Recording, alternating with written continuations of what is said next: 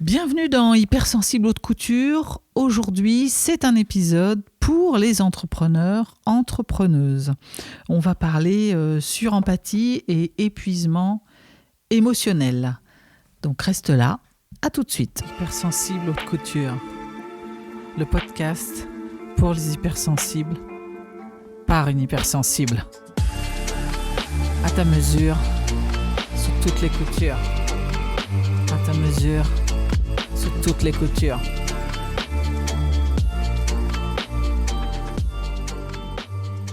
Trop d'empathie au bureau, ça te parle ça ? J'avais envie de te parler de ça parce que pour avoir fait je ne sais combien de temps de salariat, je retrouve ça même aujourd'hui dans ma manière d'appréhender l'entrepreneuriat.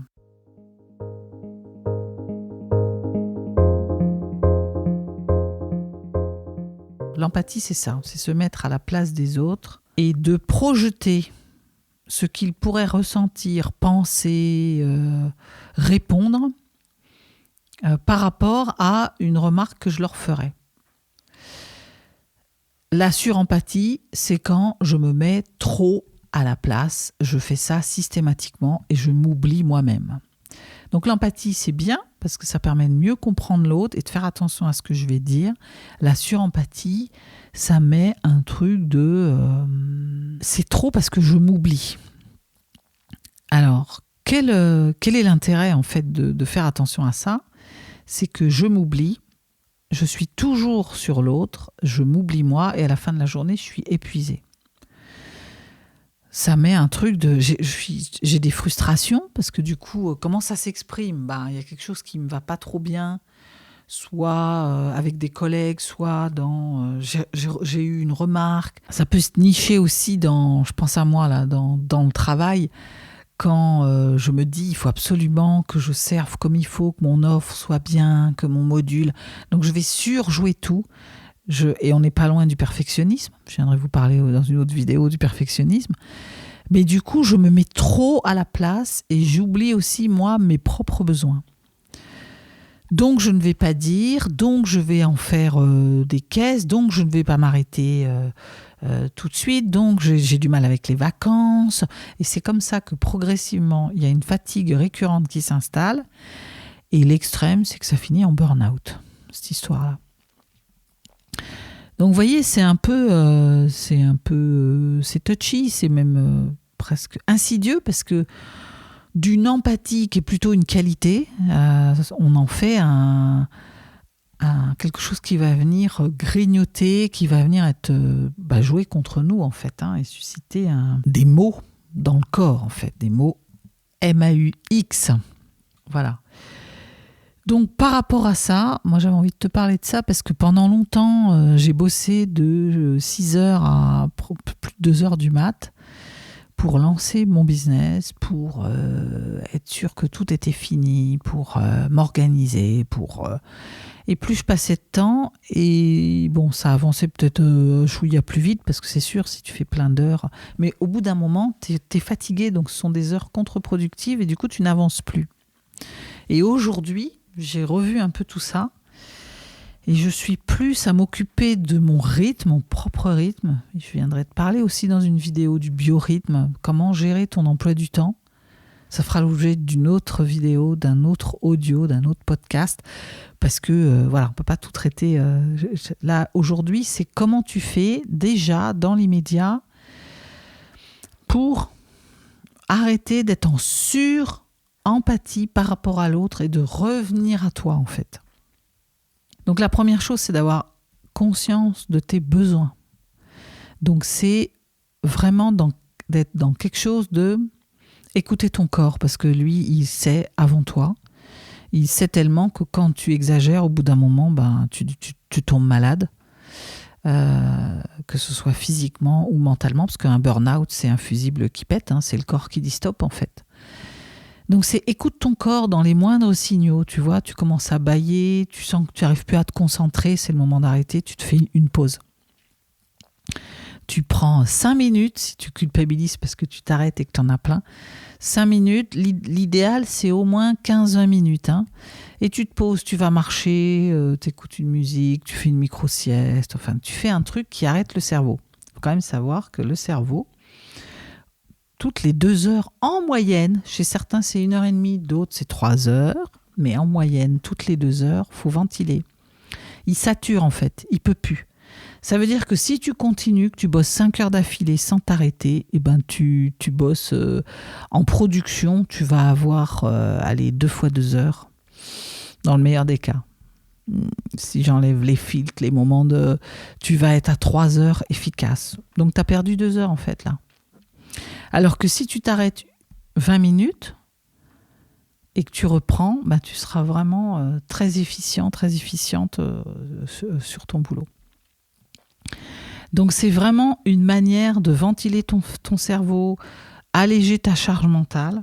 Un hypersensible, c'est quelqu'un qui a 15 000 infos à la minute, qui est tout le temps en train de penser, qui a du mal qui a un système nerveux qui filtre moins bien en fait les informations, donc qui se prend tout et qui analyse tout en permanence. Donc tu vois déjà la fatigue que tu as toi par rapport aux autres. Donc si tu te mets pas des moments de repos, tu vas exploser en vol, quoi. C'est pour ça que chez les hypersensibles, il y a beaucoup de candidats au burn-out. Donc, fais-toi des pauses. Et alors après, il y a quelque chose de... revoir, moi j'ai beaucoup adapté mon emploi du temps pour faire un truc de je bosse, comme j'aime bien quand même travailler et que tant que j'ai pas fini la tâche, je suis un peu en stress. Déjà j'ai diminué les objectifs de la journée. Au lieu de me mettre 15 000, une to-do list avec 15 000 choses à faire, que ça m'angoisse parce que tous les jours tu reportes ta liste en fait. Hein. Moi j'ai fait ça pendant des années. J'ose le dire, tandis que maintenant, je me mets 3 objectifs max par jour, mais je les fais, 3 tâches en fait. Je regarde les objectifs du mois, déclinés en semaines, déclinés en jours, et après, par rapport à ces objectifs, je mets 3-4 tâches. Et je les fais. Donc ça, déjà, ça me diminue ma charge mentale, parce que je sais que j'en ai que 3, et j'arrive à les faire, donc je me fais confiance aussi. Au fur et à mesure, journellement, il y a une confiance qui s'installe de dire « tu vas y arriver ». Ça change beaucoup de choses. Ce qui fait que maintenant, je m'autorise aussi de bosser plus tôt en matinée, parce que ça, c'est mon rythme. Je suis une lève-tôt, donc des fois, à 5 heures, je suis réveillée et en forme. Donc, je commence tôt. Et sur le coup de 14 heures à peu près, avec une pause déjeuner, 14-15 heures, après j'arrête. Et je vais marcher, je vais faire du sport, j'interagis, je vais voir des amis, je suis plutôt dans un truc de détente. Ou je fais du réseau, par exemple. Voilà, je vais boire un café et puis quelque chose qui est plus doux. Ce qui fait que tous les jours, voilà, quand je check, j'ai fait mes objectifs. Deuxièmement, je les ai faits je suis détendue, je me couche, j'ai une bonne fatigue en fait. Et pas un truc de stress de me dire « j'ai pas fait la moitié, demain, je suis déjà en stress du lendemain », ce qui va augurer d'un sommeil compliqué. Et donc c'est un cercle vicieux parce que je dors mal, donc je me réveille le matin, je suis fatiguée, donc je commence ma journée, j'ai entamé dans ma jauge énergétique.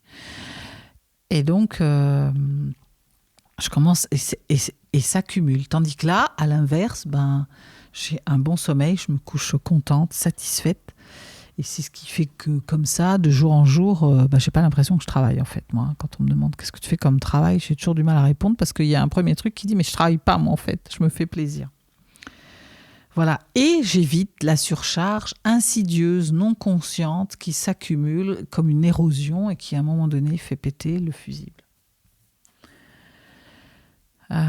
Voilà, donc ça c'est l'aspect plus organisationnel, plus aussi, ça vient chercher aussi de la valorisation parce que comme j'arrive à faire, je me fais confiance. Il y a un truc de ressourcement parce que je vais aller me reposer, faire des pauses. Et puis le troisième point dont je voulais te parler, c'est un peu par là que j'ai commencé sur la surempathie. il y a quelque chose, j'insiste là-dessus, c'est de mettre des mots MOTS sur tes mots MAUX. C'est de, très égoïstement, là pour le coup, d'arrêter de penser à l'autre par instant, tu vois, pour te recentrer sur toi et te dire quel besoin n'a pas été comblé, qu'est-ce que l'autre est venu, quand il est venu là me hurler dessus pour me donner une tâche, qu'est-ce que c'est venu toucher chez moi, quelle valeur a été bafouée, première chose. Deuxièmement, comment je pose mes limites. Je vais poser mes limites de physique quand je me fais des pauses. Et je vais poser mes limites mentales et émotionnelles quand je vais commencer à dire « là, ça ne va pas ». Je vais commencer à agir en fait. Poser ses limites, c'est pas forcément brailler n'importe comment. Je suis pas obligée d'avoir le même ton de réponse que l'autre, d'être dans son même registre. En communication non violente, il y a des techniques pour aller dire